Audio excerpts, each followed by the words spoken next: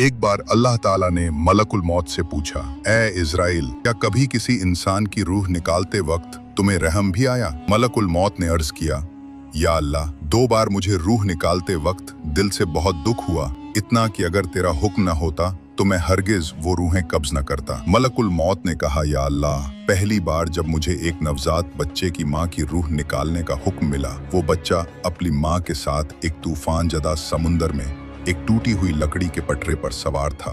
उस वक्त उस मासूम बच्चे का इस पूरी कायनात में सिर्फ एक ही सहारा था, उसकी माँ।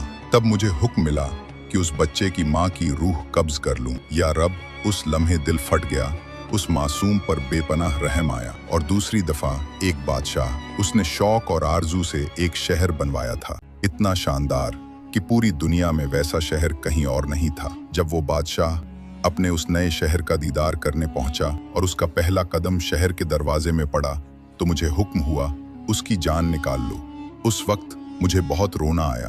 मेरे दिल में ये ख्याल आया कि इस बादशाह ने कितनी तमन्नाएं और हसरतें इस दिल में पाली होंगी, कितना कुछ सोचकर ये शहर बनवाया होगा, और अब वो सब अधूरा ही रह जाएगा। अल्लाह ताला ने मुस्कुराते हुए फरमाया, इज़राइल, तुम्हें ये जानकर ताज्जुब होगा कि जिन 2 लोगों पर तुझे रहम आया वो एक ही इंसान था। वो बच्चा और वही बादशाह, दोनों एक ही शख्स थे। उस शख्स का नाम है शद्दाद।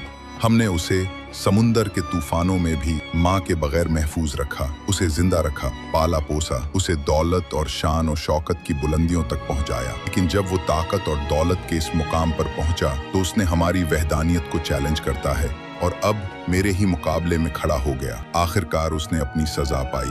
अल्लाह हमें घमंड और तकब्बुर करने से बचाए। दोस्तों, कमेंट्स में आमीन जरूर लिखो।